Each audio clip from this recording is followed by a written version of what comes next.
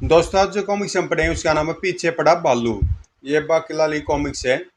और ये बाकीलाल का पहला कॉमिक्स विशेषांक है 64 पेज का, जो पहली बार आया था बाकीलाल का। तो पढ़ते हैं इस कॉमेडी कॉमिक्स को। पीछे पड़ा बालू। एक सुबह जब राज दरबार की कार्यवाही आरंभ करने के लिए विक्रम सिंह ने अपना आसन ग्रहण किया तो वो हो गया चकनाचूर। कड़ाक। ओह, अले महाराज बचिए। वाह। अरे, इतना मजबूत भी टूट गया। अब तो धातु का बनवाना पड़ेगा। महाराज, कितनी बार कहा कि आप थोड़ा वजन कम करें। दम लगा के ऐसा, जोर लगा के ऐसा। अरे, तुम सब मेरे पीछे क्या कर रहे हो। जैसे तैसे सबने मिलकर विक्रम सिंह को टूटे सिंहासन से उठाया। महाराज को इस दुनिया से उठाने के लिए तो मैं अकेला ही काफी हूँ। ही। मेरा सिंहासन तो टूट गया, अब मैं कहाँ बैठूंगा। पिताजी, आप मेरे सिंहासन पर बैठ जाइए। फिर तुम कहाँ बैठोगे बेटा। मैं तो गुल्ली डंडा खेलने जा रहा हूँ पिताजी। महाराज, ये क्या कर रहे हैं। मोहक सिंह है सिंहासन पर तो आप आधे ही आएंगे। ही। फिर मैं कहाँ पर बैठूं। आइए महाराज, मैंने आपके लिए कालीन पर आपातकालीन प्रबंध कर दिया है। हाँ, ये आसन नहीं टूटने का। ही। विक्रम सिंह ने अपना आसन ग्रहण किया ही था कि इसे भी ग्रहण करे महाराज। ये क्या राजवेद। ये मोटापा वजन कम करने की दवा है महाराज। ही। अजय पी भी लीजिए।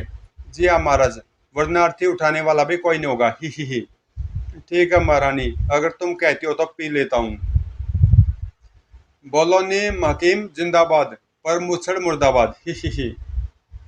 राजवेद, ये दवा तो बहुत स्वादिष्ट थी। जी हाँ महाराज, ये ताजे ताजे पकड़े कैंचों का अर्क था। ही। इसे पीकर आप कैंचों की तरह पतले हो जाएंगे। क्या वर्क। वर्क। अरे, इन्हें तो उपकारियाँ शुरू हो गई। ऐसा तो मुझे तब हुआ था जब मोक होने वाला था। महाराज जी, फिर तो अनर्थ होने वाला है। ही। मेरे होते अनर्थ नहीं हो सकता। महाराज, ये गोली चूस लें। गप। ये गोली मैंने घोड़े की लीद मिलाकर बनाई है। उपकारियों के लिए बहुत फायदेमंद है। भले ही उल्टियाँ शुरू हो गई हो जाएं। ही। वह। सब अपनी अपनी नाक पर रुमाल रख लो। ही। महाराज की तबीयत खराब है, इन्हें बाहर निकालो, विश्राम के लिए भेजो। ही। मगर अब विक्रम सिंह की उल्टियाँ शुरू हुई तो फिर न रुकी। 2 घंटे पश्चात विक्रम सिंह के शयन कक्ष में राजवेद, महाराज की उल्टियाँ तो रुक ही नहीं रही। वह। मैं उल्लू की आँख का काढ़ा बना रहा हूँ महामंत्री जी, पर उसमें डालने के लिए जंगली मधुमक्खियों का शहद मेरे पास उपलब्ध नहीं है। पर ऐसे निर्जलीकरण के कारण महाराज मर जाएंगे ऐसे तो। चलो बला टलेगी। ही। मेरे होते हुए निर्जलीकरण से नहीं मर सकते, वो तो हम सब जानते हैं। ही। निर्जलीकरण, शरीर में जल की कमी होना। बाकीलाल सेनापति, जंगली मधुमक्खियों का शहद तुम में से कौन लाएगा। महामंत्री जी, मेरे पाँव में अभी खड़े खड़े झटका आ गया है, और छत्ते से शहद निकालने के बाद भागने के लिए पाँव तो मजबूत होने ही चाहिए। बाकीलाल को भेज दो, उसके पाँव घोड़े की तरह मजबूत हैं। मोच का इलाज भी है मेरे पास सेनापति। सेनापति को हाथी से झटका लग सेनापति को हाथी से झटका लगवाना होगा। बाकीलाल तुम जाओ, क्योंकि सेनापति को महाराज की उल्टियों की सफाई की व्यवस्था युद्ध स्तर पर करनी है। कहीं महाराज की यह बीमारी महामारी न बन जाए। जो आ गया मामती। मैं भालू होता तो तुम्हें कष्ट न देता बाकीलाल। ही। बाकीलाल बादशाह पर सवार होकर जंगल की ओर चल पड़ा। मैंने गूगल अपने पास रख ली है। इसे सुलगाकर उसका धुआं जब मैं छत्ते की तरफ उड़ाऊंगा तो सारी मधुमक्खियां उड़ जाएंगी। फिर मैं शहद निकाल लूंगा। हिन हिन। क्यों बाकीलाल, सिर के बल गिराऊं या मुंह के बल। ही। हिन हिन। हिन हिन। चल पीठ के बल गिराता हूँ। हिन हिन। ही। अबे रुक जा। गुर्र। बिल्कुल ठीक जगह पर आकर गिरा है। ही। गुर्र। क्योंकि यहाँ मौजूद है बग्गू गीदड़। ही। गुर्र। ये तो गीदड़ है। दत्त तेरे की, ये तो गीदड़ है, मैं तो शेर समझा था। बाप रे, भागो गीदड़। अकेले आदमी पर वार करने से नहीं चूकते। हुआ हुआ। वाह। मानव, और वो भी मुझसे ज्यादा डरपोक। ही। हुआ हुआ। वन में ही एक स्थान पर दर्शन दे भगवान, दर्शन दे भगवान, दर्शन दे भगवान। इस ऋषि का नाम था पत्नी भगत। जो भगवान वर्दे का गौर भगत था, जो कि उस समय भ्रमण पर स्वर्ग से पृथ्वी पर पहुंचे थे। दर्शन दर्शन, ओ ये तो मेरा भक्त है, इस वक्त भी मेरी कठिन आराधना में लीन है। इसे दर्शन भी दूंगा और वरदान भी। आगे कॉल वत्स, देख कौन आया है। कौन है बे? ओ भगवान वर्दे, वर नहीं दोगे भगवान? तेरी कठोर तपस्या देखकर वहीं देने तो आया हूँ, मांग क्या मांगता है? भगवान, मुझे दमे की बीमारी है और ये मुझे वातावरण में फैली धूल से होती है। ये धूलकण मुझ तक न पहुंचे, कुछ ऐसा जुगाड़ करवा दे भगवान, मेरा मतलब भगवान। तो फिर ये ले वत्स, इस मंत्र को खींच के छोड़ू कहते हैं। इसे अपनी पीठ पर टांग लो, ये आसपास की सारी धूल खींचकर पीछे को छोड़ देगा।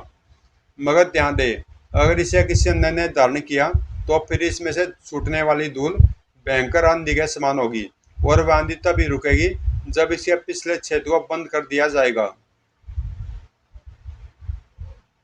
वह मंत्र देकर भगवान वरदे तुरंत ही आगे बढ़ गए, और तब, अरे भगवान, अब तो दर्शन दे दे। कितनी देर से तुझे मनाने के लिए एक टांग पर खड़ा होकर तेरा नाम दर्शन दर्शन चिल्ला रहा था। तू मेरे दमे के रोग के कारण मुझसे रूठ गई थी ने? ये देख, भगवान वरदे ने परेशान होकर मुझे क्या दिया है। और तभी, अब तेरे सारे रोग कट जाएंगे ऋषि पत्नी भगत, क्योंकि मैं यमदूत हूँ। तेरा समय पूरा हो गया, मैं तुझे लेने आया हूँ। ही ही ही। नहीं, मैं मरने के लिए थोड़े ही पैदा हुआ हूँ, बचाओ। यमदूत खिड़की से झांकते ऋषि पत्नी को नहीं दिखाई दे रहा था। यमदूत ने ऋषि पत्नी भगत की आत्मा उसके जिस्म से खींचनी शुरू कर दी। मूर्ख, जो पैदा हुआ है उसे तो मरना ही पड़ता है। ही। छोड़ मेरी आत्मा को, छोड़ दे कम वक्त। उफ, पकड़ में क्यों नहीं आ रही? बूह। इसी पल बाकीलाल आ टकराया मर्त ऋषि पत्नी भगत से। ओह, यह क्या? ये तो बाकीलाल है। हड़बड़ाहट में बाकीलाल ने मर्त ऋषि को एक तरफ धकेला और खुद भाग पड़ा। संयोग से ऋषि जाकर गिरा सीधा सीधा गीदड़ के पास आगे। हुआ हुआ, ओह वो तो भाग गया, पर यह भी बुरा नहीं, मेरा पेट तो इससे भी भर जाएगा। यह शायद मुझे देखकर बेहोश हो गया है। ही। बाकीलाल मेरे स्वामी को गीदड़ की ओर धकेलकर खुद भाग गया। बाकीलाल, अब तू नहीं बचेगा दुष्ट। स्वामी क्षमा करना, मैं तो रो भी नहीं सकती, क्योंकि गीदड़ ने आवाज सुन ली तो मुझे भी फाड़कर तुम्हारे पास पहुंचा देगा। बूह। इधर बाकीलाल किसी तरह मधु लेकर महल पहुंचा। आओ बाकीलाल, शहद ले आए? जी हाँ महामंत्री जी, ये रहा। मगर बाकीलाल, तुम्हारे वस्त्र कैसे फट गए? सूजा तो तुम्हारा थोपड़ा होना चाहिए था। ही। मैंने शीशी में गुड़ की चाशनी भरी हुई है, यह शहद ही लगे, इसके लिए मैंने एक मधुमक्खी भी मारकर शीशी में डाल दिए। ही। बस यूं ही जरा बालू से भिड़ंत हो गई थी सेनापति, कम वक्त भाग गया, वरना आज मैं उसकी खाल भी लेकर आता। ही। अच्छा हुआ सेनापति कि तुम शहद लेने नहीं गए, वरना बालू अपनी गुफा में तुम्हारी खाल सजा रहा होता। ही। गुर्र, उल्लू की आंख का काढ़ा तैयार है, यह शहद मिलाकर काढ़ा मैं महाराज को पिलाता हूँ। ही। काढ़ा बनाकर राजवेद विक्रम सिंह के पास पहुंचा। महाराज, यह दवा पी लीजिए, इसे पीते ही उल्टियां बंद हो जाएंगी और दस्त लग जाएंगे, पर उसका इलाज भी मेरे पास है। करेले का उबला हुआ पानी और तोरी के सूखे बीज। ही। तभी वहां गूंज उठी टंकार, तेरी फूंगी फूं, मैं महामंत्री बोल रहा हूँ, तुम कौन बोल रहे हो? मैं द्वारपाल अशोकपाल बोल रहा हूँ। महामंत्री जी, बाकीलाल जी कहाँ हैं? यही हैं, क्यों, क्या बात है? उन्हें फौरन भगा दीजिए, या कहीं छिपा दीजिए, क्योंकि बहुत से क्रोधित ऋषि मुनि उनकी खोज में अभी अभी जबरदस्ती महल में घुस गए हैं। वो सब के सब बाकीलाल जी को साफ देना चाहते हैं, एक ऋषि को गीदड़ के सामने धकेल कर उसकी हत्या के जुर्म में। क्या? फिर जब महामंत्री ने बाकीलाल को ये वह बात बताई तो बाकीलाल के रोंगटे भैंस से खड़े हो गए। सेना, बाकीलाल जल्दी करो, महाराज के पलंग के नीचे घुस जाओ, वहां उल्टी के पात्र रखे हैं, इसलिए कोई ऋषि मुनि उस तरफ नहीं झाकेगा। ही। सेनापति, अब बच्चे तुझे देख लूंगा। गुर्र। वह, और तभी, अरे राजधोबी, तुम यहाँ कैसे? महामंत्री, बाहर वर्षा के से आसार लग रहे हैं, इसलिए मैं कपड़े सुखाने के लिए यहीं चला आया। बाकी कपड़े मैंने अन्य कक्षों और दरबार में रस्सियां बांधकर सूखने के लिए डाल दिए हैं। ही। आप जरा पीछे पीछे हट जाएं, मुझे अपने काम में दखलंदाजी बिल्कुल पसंद नहीं है। वह धोबी के जाने के बाद दरबारी ने घबराए हुए वहां प्रवेश किया। बाकीलाल जी, सारे ऋषि चपे चपे पर आपकी तलाश करते हुए आपको साप देने इसी ओर आ रहे हैं। राजकुमार मोहक सिंह ने उन्हें बता दिया है कि आप महाराज के कक्ष में हैं। क्या तरकीब सूझ गई? बाकीलाल, जल्दी से महाराज के पजामे में घुस जाओ। ही, वहां तो जगह भी न होगी। ही। सेनापति, मुंह संभाल कर बात करो। गुर्र। मैं उस पजामे की बात नहीं कर रहा महाराज जो आपने पहना हुआ है, बल्कि उस पजामे की बात कर रहा हूँ जो वहाँ खूंटी पर सूखने के लिए लटका हुआ है। मैंने पजामे के दोनों पाइचों में नीचे से गांठ बांध दी है ताकि अंदर घुसकर तुम नीचे से गिरो नहीं। पजामा यहीं खूंटी से टंगा होगा तो किसी को पता नहीं चलेगा कि इसमें बाकीलाल है। ऊपर से मैं पजामे का मुंह नाड़े से बंद कर दूंगा, हवा तक अंदर नहीं जा पाएगी। ही। बम बम भोले, जय जनतोषी माँ की। बाकीलाल इसी कक्ष में होगा, देखते ही साफ दे देना। बाकीलाल, जल्दी करो, मैं इन्हें नहीं बताऊंगा कि तुम यहाँ छिपे हो। बाकीलाल, छिप जाओ। वुहु। बोल राजा, दुष्ट बाकीलाल कहाँ है? मैं झूठ नहीं बोलता, मेरे पजामे में है। वह राजा होकर हमसे उपहास करता है। दे सांप। मुझे मेरी योग शक्ति बता रही है कि बाकीलाल उत्तर दिशा की ओर है। उत्तर दिशा तो यही है, पर यहाँ तो बाकीलाल कहीं दिखाई नहीं पड़ रहा। और तुम तो सेनापति हो, तुम यहाँ दीवार की तरफ मुख करके क्या कर रहे थे? वह पजामे में गांठ लगा रहा था। ही। क्या? छी छी, तुमने यहाँ कक्ष में गंदा कर दिया। और उधर राजा वहाँ उल्टी कर रहा है। लगता है विशालगढ़ में महामारी शीघ्र ही फैलने वाली है। थोड़ी देर पश्चात बाकीलाल यहाँ नहीं है, पर मेरी योग शक्ति तो बार बार बाकीलाल के यहाँ होने का आभास दे रही है। किसे पता था कि एक दिन मुझे ऋषियों से जान बचाने के लिए मुच्छड़ के पजामे में शरण लेनी होगी। तभी, सेनापति जी, कपड़े सूख गए होंगे, अब इन्हें स्त्री के लिए ले जाना है। ही। वाह, वाह। अरे, इस पजामे का भार इतना कैसे बढ़ गया? ऐसा लग रहा है जैसे महाराज की एक टांग इसमें ही छूट गई हो। अच्छा महाराज, जय राम जी की। चल मेरे गधे, हिन हिन। ढेंचू ढेंचू। मार क्यों रहा? चल तो रहा हूँ। बूहू। ढेंचू ढेंचू। गधे के बच्चे, संटी तुझे लगी भी है भी। ओह, हम भी चलते हैं। शायद बाकीलाल महल से निकल गया है और उत्तर की ओर भाग गया है, पर हम उसे छोड़ेंगे नहीं। साफ जरूर देंगे, अपने साथी की हत्या का भयंकर दंड देंगे। बचाओ बचाओ। बचाओ बचाओ महाराज, गजब हो गया। आपके पजामे में भूत है, वो हिल रहा है। मैंने नाड़ा खोल कर देखा तो भूत की चोटी मुझे दिखी। ओह, वह जरूर बाकीलाल होगा, पकड़ो उसे। मगर तब तक बाकीलाल पजामे से निकलकर हो चुका था दुड़की। भागो, कहीं ऋषियों ने देख लिया तो साफ दे देंगे। पर मैंने ऋषि की हत्या कब की? बूहू। शायद उस ऋषि को गीदड़ खा गया था होगा जो मेरे धक्के से गिर पड़ा था। मेरी योग शक्ति बता रही है कि बाकीलाल अब दक्षिण में गया है और दक्षिण में है नगर। ऋषि नगर की ओर बढ़ते चले गए। इधर नगर में उस वक्त मचा हुआ था हंगामा। भागो, मक्खी दत्ता आ गया। ही। मुझसे बचकर कहाँ जाओगे? मैं तो भीतर जाने के लिए पहले ही रास्ता बना लेता हूँ, घरों के शीशे तोड़कर। खनाक। संयोग से मक्खी राक्षस का फेंका एक पत्थर जा टकराया। नगर में बाकीलाल की तलाश करते ऋषि खुंदकी से। ओ, यह पत्थर मुझे किसने मारा? मैं उसे चट्टान मारूंगा। धड़ाक। मेरी योग शक्ति बता रही है कि बाकीलाल भी उसी दिशा में है जिधर से पत्थर फेंका गया है। वो रहा बाकीलाल, दीवार फांद कर जा रहा है, पकड़ो उसे। और अभी मंत्रित जल फेंक कर उसे साफ दे दो। पत्थर का बदला पत्थर। ऋषि का फेंका पत्थर जाकर टकराया कांच के शैतान मक्खी राक्षस से। मेरी बीवी ने बेलन मारकर मुझे पहले ही एक जगह से फोड़ रखा है। उस जगह को भरने के लिए ही मुझे रक्त कणों की जरूरत है, क्योंकि रक्त कणों में लौह तत्व होते हैं जो कि मेरे जिस्म पर चढ़ी कांच की परत को भी लौह समान मजबूत कर देंगे। तड़ाक। मगर इन दड़ियों मगर इन दड़ियों ने मुझे पत्थर क्यों मारा? अब मैं परिवर्तित होता हूँ अपने उस रूप में जिसके कारण मेरी जिसके कारण मेरा नाम पड़ा है मक्खी राक्षस। ही। टू से एप्पल। मक्खी राक्षस राक्षस का जिस्म लाखों मक्खियों के रूप में बिखर गया। भिन भिन भिन। ही ही ही। अब मक्खी राक्षस का क्रोध सातवें आसमान पर पहुंच चुका था। ही ही ही। क्यों? मुझे मेरे से असली रूप में देखते ही हो गई ना सिटी पिटी गुम। चलो, मैं तुम पर इतना रहम कर देता हूँ कि तुम जहाँ जहाँ कहोगे मैं वहाँ वहाँ डंक मारूंगा। ही ही ही। डंक तो सभी जगह दर्द करेगा। बूहू। ये कह रहा है तो दाढ़ी पर डंक मरवा लो। ठीक है, दाढ़ी पर मारूंगा, पर मारूंगा दाढ़ी की जड़ में। ही ही ही। घना समझदार बन दिया था। ही ही ही। ये और खटिया के नीचे ये कौन छिपा हुआ है? हमला। ये भिन भिन का शोर कहाँ से आ रहा है?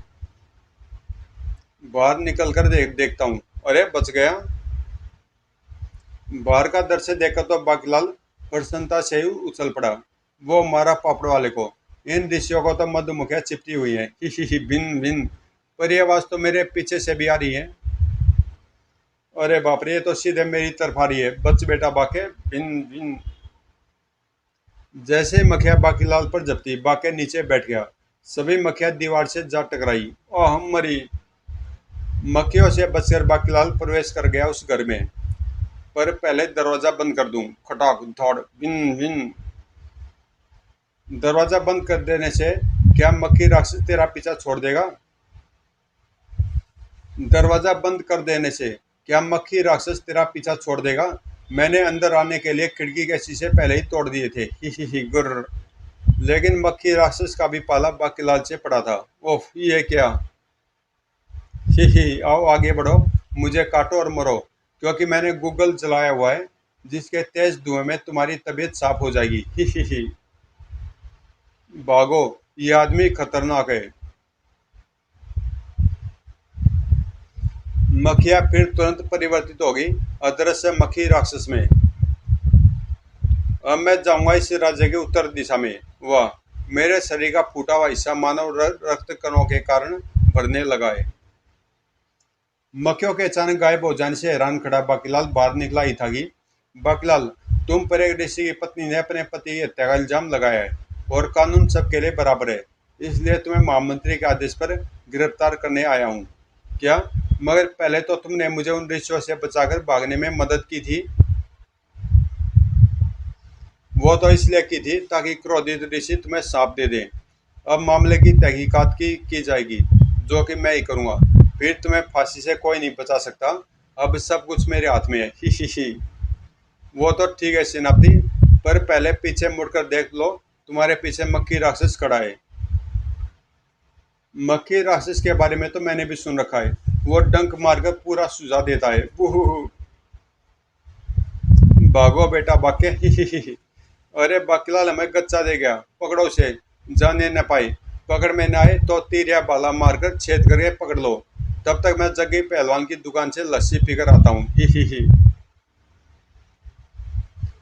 इस बार तो सैनिक हाथ झाड़कर बाकीलाल के पीछे पड़ गए थे। बाकीलाल शहर छोड़कर जंगल में जा पहुंचा। बाकीलाल यहीं कहीं कहीं झाड़ियों में छिपा होगा। ढूंढो और पकड़ लो। पकड़ा न जाए तो तीर या भाला मारकर घायल करके पकड़ लो। सख्त आदेश है। बाप रे, सैनिक चारों ओर फैल गए हैं। इस बार तो मरा बेटा बाके। पर अरे ये क्या है? ये तो कोई कवच लग रहा है। चलो इसे पहन लेता हूँ। कम से कम सैनिकों के तीरों व बालों से तो मैं बचा रहूंगा। लेकिन यह क्या? पोशाक धारण करते ही, अरे ये क्या? उफ। इसे धारण करते ही धूल मिट्टी इस पोशाक के आगे की तरफ बने इस क्षेत्र में खींची जा रही है। और मेरे पीछे ये शोर कैसा उमड़ रहा है? बाकीलाल ने गर्दन घुमाकर देखा तो और भी जोरों से चौंक पड़ा। पीछे धूल भरी आंधी छूट रही है। और ये भी इसी वस्त्र का कमाल है। बस फिर क्या था? मारे प्रसन्नता के बाकीलाल उछल ही पड़ा। याहू, वो मारा पापड़ वाले को। अब आ गया समझ में। यह चमत्कारी पोशाक आगे के छेद से मिट्टी को खींचकर पीछे के छेद से बाहर उड़ाकर वातावरण में धूल ही धूल फैला देती है। अब मैं चखाता हूँ इन सैनिकों को मजा। अरे वो रहा बाकीलाल, पर उसके पीछे धूल क्यों उड़ रही है? इसलिए क्योंकि तुम्हारा पाला बाकीलाल से पड़ा है। ही। अब चखो मजा। मेरी आंखों में, नाक में, कान में, मुंह में धूल चली गई। ओ ये तो बेहोश हो गए। ही। अब मैं चलता हूँ महल में। वहां उड़ाऊंगा धूल भरी आंधी, जिसमें फंसकर जब मुझसे दम तोड़ देगा तो मैं बनूंगा राजा। ही। मगर फिलहाल मैं इस पोशाक को उतार लूं ताकि धूल भरी आंधी रुक सके। उसी समय महल में, राजवेद, तुम्हारे काटे का तो प्रभाव ही नहीं हुआ, बल्कि उल्टियों के साथ दस्त भी लग गए हैं। वह, महाराज जी, काढ़ा तो मैंने ठीक ही बनाया था, मगर पता नहीं क्यों उल्टियाँ रुक नहीं रही है। लगता है नीम का घोल पिलाना पड़ेगा। ही। तभी खनौक, अरे, ये खिड़की पर पत्थर मारकर कांच किसने तोड़े? मैं देखता हूँ महामंत्री जी। बाहर तो कोई दिखाई नहीं पड़ रहा महामंत्री जी। ही। मैं दिखाई नहीं पड़ता। तब एक एक करके महल के सारे खिड़की दरवाजों के शीशे टूटते चले गए। जिन जिन। और जब मैं दिखाई पड़ता हूँ तो सामने वाला मुझे देखकर वहां नहीं रुकता। ही। मोहम्मद जी, लाखों मधुमक्खियों ने महल को घेर लिया है। न जाने कहां से आ गई है इतनी मक्खियां। यह मधुमक्खियां अंदर आ गई तो गजब हो जाएगा। किसी ने शीशे भी तोड़ दिए हैं, शायद कहीं इसलिए तो नहीं कि इन मधुमक्खियों को अंदर आने का रास्ता मिल जाए। मुझे लग रहा है कि कहीं हरकत मक्खी राक्षस की न हो, जिसे आज तक किसी ने नहीं देखा। महाराज अब क्या करे, मधुमक्खियां काटने आ रही है। बाकीलाल कहाँ चला गया? इस संकट से हमें वो ही बचा सकता है। वह, इधर वही समय था जब बाकीलाल उस विचित्र पोशाक के साथ वहां आ पहुंचा। लेकिन उसी समय मक्खी राक्षस की निगाह भी उस पर पड़ गई। ओ, तू तू तो पहली बार मेरे हाथों से बच निकला था, मगर अब नहीं बचेगा। ही हा। अरे बाप रे बेटा बाके, जल्दी से पोशाक पहन। बाकीलाल ने फुर्ती के साथ वह पोशाक धारण कर ली। और दूसरे पल, अरे रे, ओ ये क्या? मैं सिर्फ विचित्र आंधी में फंसकर इसके अंदर खींच रहा हूँ, बचाओ। ही। अब बोल बच्चू। गुरुस। अरे ये क्या? सारी मधुमक्खियां उधर खींची जा रही है। यह चमत्कार कैसे हो गया? ओ, तो ये चमत्कार बाकीलाल का है, जिसकी पोशाक मक्खियों को खींचकर पीछे से उनका चूर्ण बनाकर फेंक रही है। लेकिन अगर मैं उस पोशाक का पीछे वाला छिद्र बंद कर दूं, तो मधुमक्खियां बाकी को काट काट कर सुझा देंगी। ही। सही वक्त पर पहुंचा मैं। सेनापति ने आगे बढ़कर पोशाक के पीछे वाले छिद्र को कपड़ा ठूसकर बंद कर दिया। बन गया मेरा काम। ही। बूहू। इस मक्खी राक्षस के कारण मुझे समय से पहले इस पोशाक का इस्तेमाल करना पड़ रहा है। फूटे मेरी किस्मत। अरे ये क्या? सेनापति ने इस यंत्र के पीछे का छिद्र बंद कर दिया।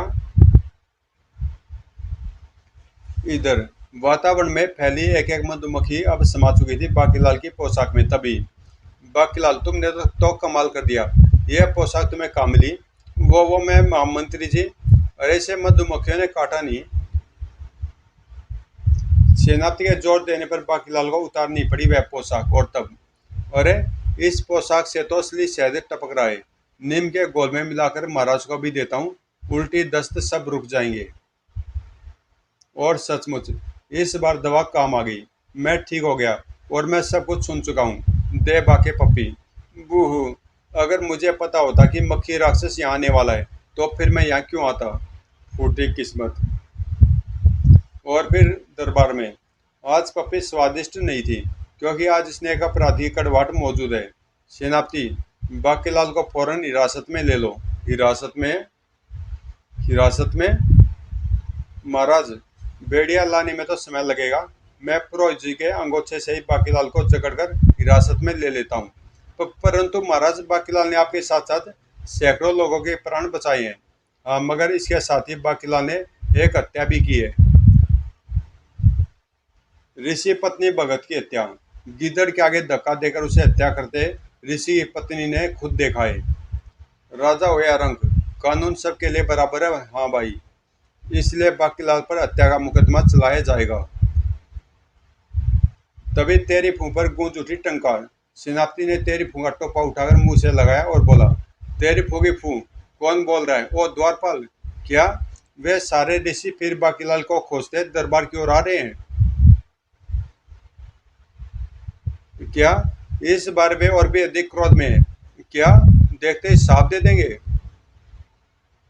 क्या कह रहे थे कि अगर किसी ने उसका पक्ष लिया तो उसे और भी भयानक साप देंगे। महाराज अब क्या करें? अगर मैंने बाकीलाल को हिरासत में ले लिया तो ऋषि मुझे भी शाप दे देंगे। न बाबा न, विशालगढ़ के राजा हम हैं, अपराधी को दंड देने का अधिकार केवल हमें है। किंतु महाराज, उन्हें रोककर मधुमक्खी के छत्ते में हाथ कौन डालेगा? उन्हें तो मैं भी नहीं रोक सकता। बूहू। महाराज, एक ही तरकीब है, बाकीलाल को फिर से आपके आपके पजामे में छिपा दिया जाए। ही ही। और जैसे ऋषि ऋषि चले जाए, बाकीलाल को हिरासत में लेकर कारागार या कालकोठरी में डाल दिया जाए। ही। सेनापति के बच्चे। सभी मंत्रियों और दरबारियों ने भी इसी राय पर अपनी सहमति दे दी। बेचारा बाकीलाल मरता क्या न करता। बाकीलाल पजामा आ गया है और मैंने पाँचों में गांठें भी लगा दी है। चलो घुसो इसमें। ही। बूहू। बाकीलाल को पजामे में बंद करके सेनापति ने नाड़े को कसकर गांठ लगा दी। बाकीलाल, दम घुटने लगे तो सांस मत ले लेना, पजामा हिलता दिखेगा तो ऋषि छोड़ेंगे नहीं। ही। गुर्र। सेनापति ने सैनिकों की मदद से उस पजामे को खूंटी पर टांग दिया, जिसमें अब सांस रोके पड़ा था बाकीलाल। एक बार पजामे से छूट जाऊं, मोटे मुच्छड़, तुझे तो मैं देख ही लूंगा। गुर्र। तभी जय जय हनुमान गोसाई, बाके पर कृपया मत करो, गुरुदेव के नाई। बम बम भोले, बाके के लिए नरक का द्वार खोले। अलख निरंजन, बाके के मुंह पर मलो बंदर छाप काला दंत मंजन। महाराज, बाकीलाल कहाँ है? ऋषि योगाचार्य को योग शक्ति से पता चला कि बाके महल में उत्तर दिशा की ओर है, जहां आपका राज दरबार सजा है। महाराज, देखिए इस गोले को, ये मेरे स्वामी की चिता की राख है, जिसे मैंने अपने आंसू से गूंथ दिया है। महाराज, अब इस गोले को मैं तेरे बाकीलाल के सिर पर फोड़कर उसे साफ दूंगी। कहाँ है बाकीलाल? मैं झूठ नहीं बोलता, बाकीलाल मेरे पजामे में। अरे ये क्या, राज दरबार में यह पजामा क्यों टंगा है? गांठ खोल कर देखता हूँ। मिल गया। गुर्र। बाकीलाल यहाँ छिपा है, निकल दुष्ट बाहर। महाराज बचाओ। बूहू। मेरे सांप से तू नहीं बचेगा दुष्ट हत्यारे, और हमारे भी सांप से नहीं बचेगा। महाराज बचाइए। तड़ाक। मैं क्या करूं बाकीलाल? ओह, यह क्या? महाराज, सांप वाला गोला आपसे टकरा गया, बाकीलाल के स्थान पर सांप आपको मिल गया। अब आपकी मृत्यु धक्का लगने से होगी। नहीं, और ये सब हुआ दुष्ट बाकीलाल के कारण, जो वो भाग रहा है। जल्दी से कमंडल का जल बाके पर छिड़क कर उसे साफ दो, अन्यथा ये भाग जाएगा। भाग बेटा बाके, मुच्छड़ को तो मिल गया, अब तुझे भी न मिल जाए। वूहू। छज्जे के पास पहुंचकर बाकीलाल ने नीचे छलांग लगा दी। जय बोले शंकर। हिन हिन। ओ बेचारा, आसमान से गिरा खजूर में अटका। ही। क्योंकि मैं घोड़ा हूँ खबती, इसलिए मुझे घुड़साल से निकालकर यहाँ बांध कर रखा गया था। ही। हिन हिन। मर गया। अबे उछल मत, मैं गिर जाऊंगा। हिन हिन। तू गिरेगा तभी तो मैं कुचलूंगा। ही हिन हिन। गनीमत थी कि बाकीलाल शिकारी घोड़े की पीठ से कूदकर एक और को भागता चला गया। भाग बेटा बाके, क्योंकि तुझे ऋषियों के अलावा सैनिकों के हाथ पड़ने से भी बचना है, वरना तुझे उस मनुष्य ऋषि मौत का दंड भुगतना ही पड़ेगा। जबकि अंदर भी सनसनी मची हुई थी। महाराज संभल कर, कहीं धक्का न लग जाए। अरे ये क्या महाराज, आपके हाथ तो चिपचिपे हो रहे हैं। मेरे हाथ चिपचिपे? राजवेद ने तुरंत आगे बढ़कर विक्रम सिंह का निरीक्षण किया, और अरे कमाल है, महाराज से तो शहद टपक रहा है। शहद? शहद कहाँ से आ गया? महाराज के मसामों से निकल रहा है महारानी जी। यह चिपचिपाहट तो मुझे काफी देर से महसूस हो रही है, पर मैंने सोचा कि पसीना आ रहा है।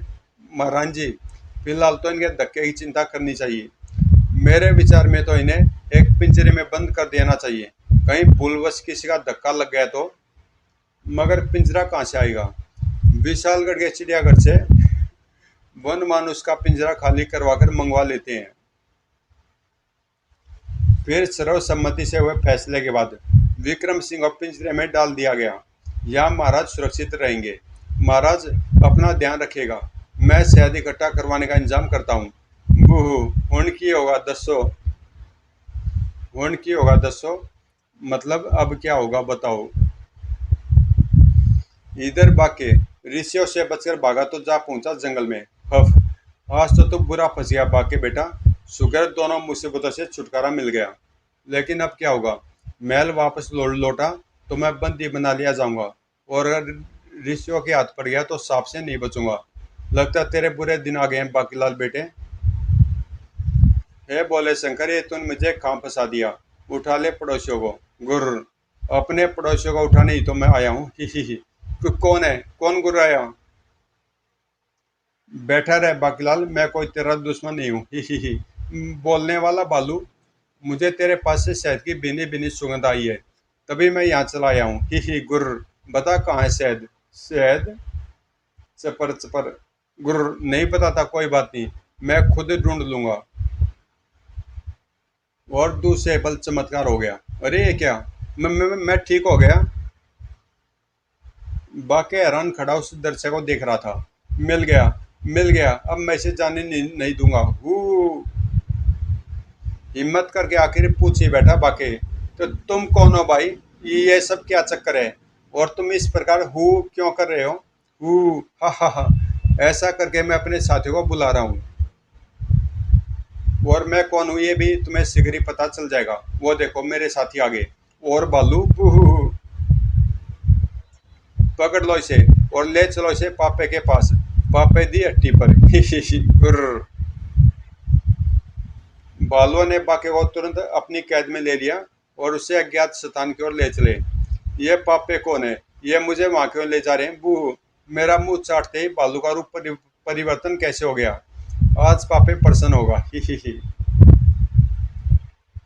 किंतु विचित्र घटनाएं केवल वन के उसी हिस्से में नहीं घट रही थी, बल्कि एक अन्य स्थान पर भी।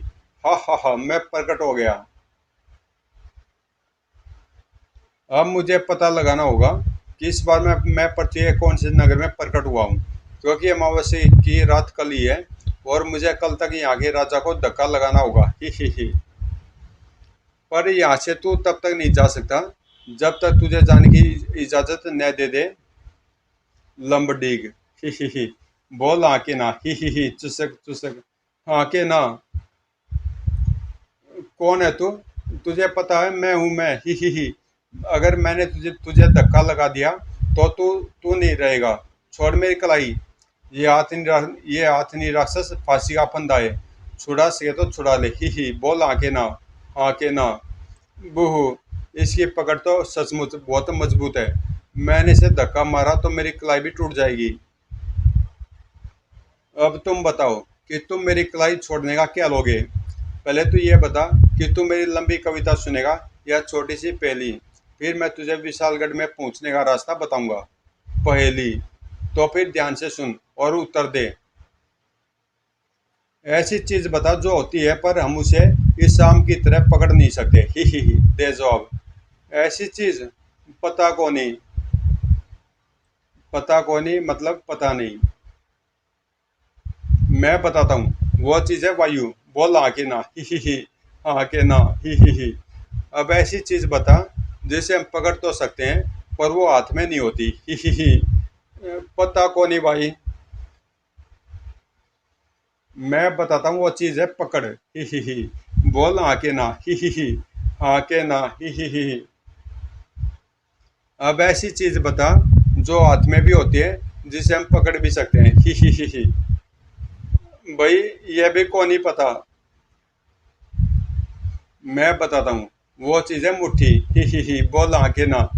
हाँ के ना। भाई हाँ, हाँ के ना। ही।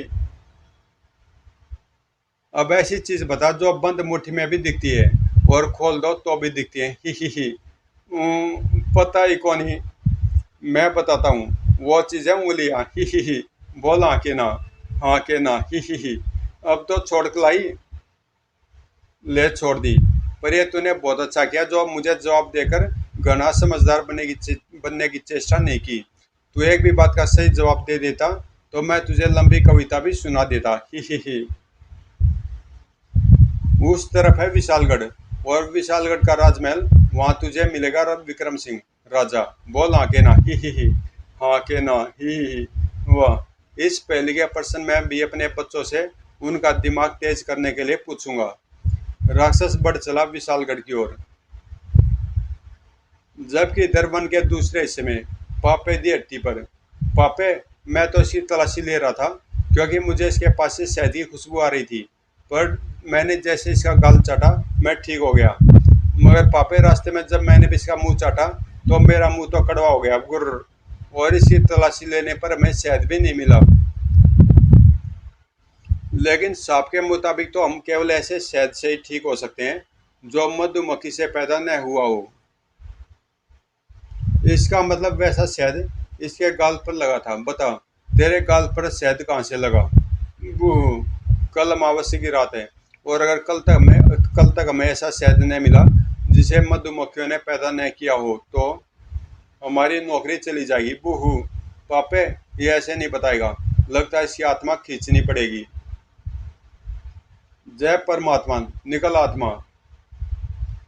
नहीं, ठहरो खड़ूस, हम यम हैं और केवल उसी की आत्मा उसके शरीर से जुदा करते हैं जिसका समय पूरा हो चुका होता है। यम। पापे के कहने पर खड़ूस ने बाकी की आत्मा को स्वतंत्र कर दिया, जबकि पापे गंभीर रूप से कह उठा, बाकीलाल, सुनो कहानी। हम यम है। यमलोक से पृथ्वी पर उन लोगों की आत्माएं उनके शरीर से जुदा करने जाते हैं जिनका समय पूरा हो चुका होता है, यानी कि जिनकी मृत्यु निकट होती है। जय परमात्मा, निकल आत्मा। ही हिच। 2 दिन पूर्व ही हम यमों की टोली मेरे नेतृत्व में आत्मा इकट्ठा करने पृथ्वी पर पहुंची थी। खड़ूस, उन लोगों की सूची बाहर निकालो जिनके प्राण हमें हरने हैं। ठीक है पापे। मैंने यमदूतों को आत्माएं इकट्ठा करके एक स्थान पर पहुंचने का आदेश देकर उन्हें अलग अलग स्थानों पर भेज दिया। ध्यान रहे, अमावस्या की रात्रि में वापस यमराज के दरबार में हाजिरी देनी है, उससे पहले ही लौट आना। जबकि मैं जा पहुंचा ऋषि पत्नी भक्त की आत्मा लेने। ही, तेरा समय पूरा हो गया ऋषि।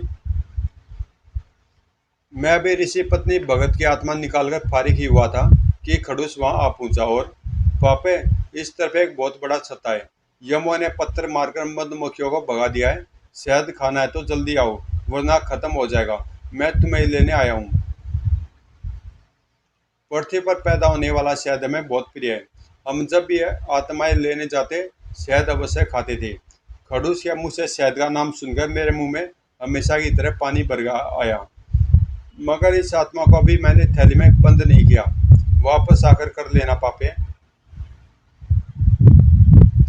तब खड़ूस के कहने पर मैंने ऋषि पत्नी भगत की आत्मा को वहीं वृक्ष पर टांग दिया और दौड़ पड़ा खड़ूस के पास शहद खाने। जल्दी चलो पापे, वरना शहद खाने को नहीं, चाटने को ही मिलेगा। मुझे छोड़कर कहाँ जा रहे हो? बूह। खड़ूस के साथ मैं समय पर वहां पहुंच गया और हम सब शहद खाने लगे। अति स्वादिष्ट, वाह। मगर अभी शहद खाकर हमारा दिल भी नहीं भरा था कि तभी एक क्रोधित ऋषि टपकाचार्य वहां टपक पड़े। ओ, तो बालुओं की तरह शहद खाने के लिए मधुमक्खियां तुमने उड़ाई थी, जिन्होंने क्रोध में भरकर मुझे काट काट कर सुझा दिया। मैं तुम्हें साफ देता हूँ कि तुम भालू बन जाओ। नहीं। हम तुरंत भालू बन गए। यह देखकर हम ऋषि टपकाचार्य के पांव पड़ गए। ऋषिवर क्षमा करे, हमें नहीं पता था कि मधुमक्खियां काटती भी है। ओ, इसका मतलब यह सब तुम्हारी अज्ञानता के कारण हुआ। तब तो तुम्हें क्षमा करना ही पड़ेगा। ठीक है, जिस दिन तुम ऐसा शहद चाट लोगे जो तुम्हें मधुमक्खी से प्राप्त न हुआ हो, उसी समय तुम अपने सही रूप में लौट आओगे। दड़ियल चकमा दे गया। यह सब सुनाने के बाद पापे गंभीर स्वर में बोला, बकलाल, कल अमावस्या है। कल तक अगर हम अपने वास्तविक रूप में न लौटे तो यमराज में भयानक दंड दे देंगे। लेकिन अगर तुम यह बता दोगे कि तुम्हारे गाल पर वह शहद कहाँ से लगा जिसे चखते ही खड़ूस ठीक हो गया, तो हम भी उस शहद को चखकर ठीक हो जाएंगे और आत्माएं लेकर वापस लौट जाएंगे। और इतना सब सुनने तक भला बाकीलाल की शैतान खोपड़ी कोई योजना न बुन पाती? ये तो हो ही नहीं सकता, हो नहीं सकता। वो मारा पापड़ वाले को। अगर मैं इन भालुओं को यह कहकर मोटे के पास भेज दूं कि शहद का मटका मोटे के पेट में छिपाए, तो ये जरूर उसे फाड़ कर खा जाएंगे। बाकीलाल, जल्दी बताओ, वरना मुझे गुस्सा आ गया तो मैं तुम्हारी भी आत्मा खींचकर वृक्ष पर टांग दूंगा और फिर तब लेकर जाऊंगा जब तुम्हारी मृत्यु लिखी होगी। गुर्र, ठहरो। मैं सच कह रहा हूँ, मुझे नहीं पता कि मेरे गाल पर शहद कहाँ से लगा। मेरा गाल तो मुच्छड़ की पप्पी से कड़वा होना चाहिए था। बूहू। इस बार चौक पड़ा पापे। कौन मुच्छड़? मनुष्य। कौन मनुष्य? मोटा। मेरा मतलब विशालगढ़ का राजा विक्रम सिंह। राजा विक्रम सिंह ने तुम्हारी पप्पी ली थी। ओ, इसका मतलब वो शायद उसके मुंह पर लगा था। बाकीलाल, हमें महल लेकर चलो, वरना मैं खड़ूस को तुम्हारी आत्मा निकालने का आदेश देता हूँ। नहीं, ठहरो, चलता हूँ। बूहू। अब तो इन्हें लेकर जाना ही होगा। फिर पापे के आदेश पर बांके उसकी पीठ पर सवार होकर अभी कुछ आगे पहुंचा था कि बाप रे, ये तो यहाँ भी आ पहुंचे। वो रहा बाकीलाल। योगाचार्य का दिशा अनुमान बिल्कुल ठीक निकला। बाकीलाल, तुम इनसे घबरा क्यों रहे हो? ये तुम्हारा क्या बिगाड़ लेंगे? अनजाने में मेरे हाथों इनके एक साथी की हत्या हो गई है। उसका दंड देने के लिए ये सारे मुझे साफ देना चाहते हैं। मुझे जाने दो। बूहू। कमंडल का जल अंजुलि में भर लो और बाके पर छिड़क कर उसे साफ दे दो। लेकिन ठीक उसी वक्त बाकीलाल झाड़ियों के पीछे से निकल आया। अरे बाप रे, बाकीलाल तो बालुओं पर बैठा है। गुर्र गुर्र। और इन बालुओं पर सांप की धमकी का भी असर नहीं होगा। भागो। हाय, मेरी धोती खुल गई। अब अगर मुझे भी बालू खा गए तो फिर मैं बाकीलाल को सांप कैसे दूंगी? बूहू। वाह पापे, बाकीलाल तुम पर प्रसन्न हुआ। चलो राजमहल।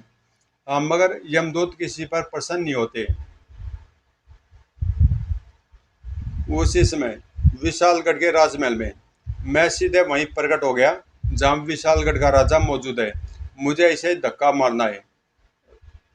भाग मोर सिंह। अरे राक्षस! महाराज, हम और सैनिकों को लेकर आते हैं, आप भागना नहीं। पिंजरे की चाबी तो हमारे पास ही है। ही बू। मैंने पिंजरा तोड़ डाला। हा हा हा। राजा, पिंजरा टूट गया। दोस्त, अब वन मानुष किस में रहेगा? राजा, अब मैं तुझे धक्का मारूंगा, क्योंकि प्रत्येक अमावस्या की रात्रि एक राजा को धक्का मारकर मार डालने से मेरी जिंदगी एक वर्ष लंबी हो जाती है। नहीं। तभी सेनापति भी वहां पहुंचे। कौन है? किसकी मौत आई है जो हमारे राजा को धक्का मारने आया है? ये तो राक्षस है। पर मोर सिंह तो कह रहा था कोई चूहा महाराज को धमका रहा है, तभी तो मैं चूहेदानी लेकर आया था। भाग जाओ, वरना तुम्हें भी धक्का दे दूंगा। ही। सेनापति तलवार लाने की कहकर बाहर निकल गया।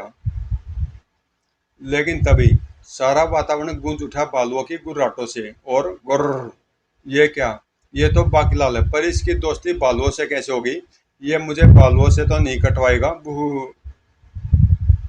जबकि अंदर उसी समय ही राजा, अब मैं तुझे धक्का मारूंगा। अब तू गया राजा। ही। राक्षस, दुष्ट, अगर तूने उसे मार डाला तो हमें उस शहद का पता नहीं चलेगा जिसे खाकर हम ठीक हो सकते हैं। दौड़। मेरी कुंडली में लिखा था कि अगर मेरे द्वारा राजा को धक्का दिए जाने से पहले ही मुझे किसी बालू का धक्का लग गया तो मेरी मृत्यु हो जाएगी। ओह!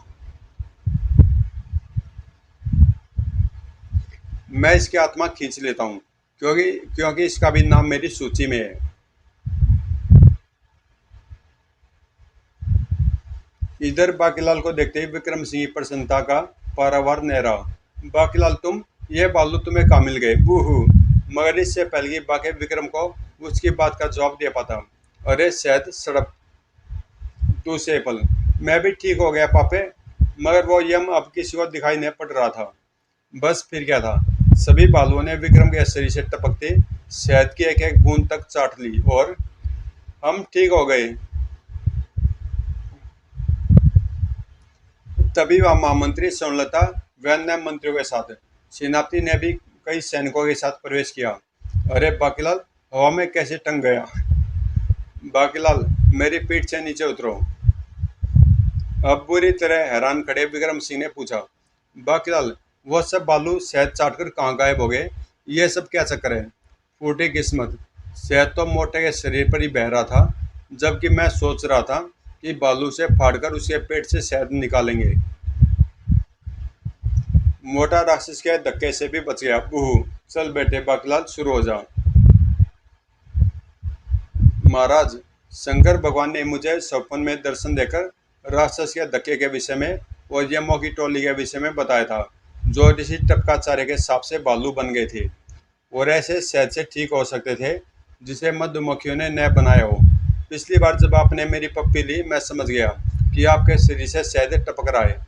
बस मैं यही सोचकर यहाँ से भागा था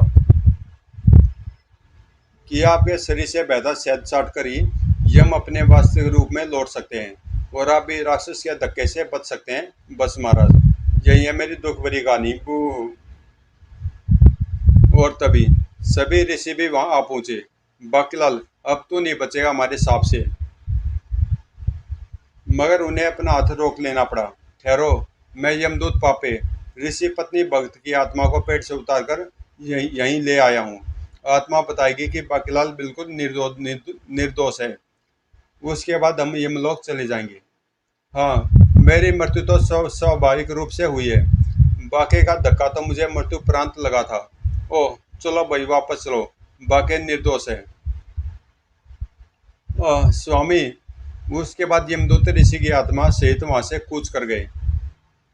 उसी समय वहां प्रवेश किया राजवीर ने। मैंने महाराज के शरीर से शहद बनने का रहस्य पता लगा लिया है। दरअसल मैंने महाराज को दवा के रूप में जो शहद खिलाया था वो उस पोशाक से निकला था जिसमें मक्खी राक्षस पिस गया था। शायद राक्षस के तिलिस्मी प्रभाव से ही महाराज का पसीना शहद में परिवर्तित हो गया था। मगर अब शहद नहीं टपक रहा। यह अवश्य ही यमों का चमत्कार था। वो मेरा सारा शहद चाट गए। और तब वही हुआ जो आखिर में होता है। बाके दे पूछी ही मोटे गुर्र। समाप्त। तो दोस्तों, कॉमिक्स यहीं पे समाप्त होती है। अच्छी कॉमेडी कॉमिक्स थी और मिलते हैं किसी अगली कॉमिक्स में।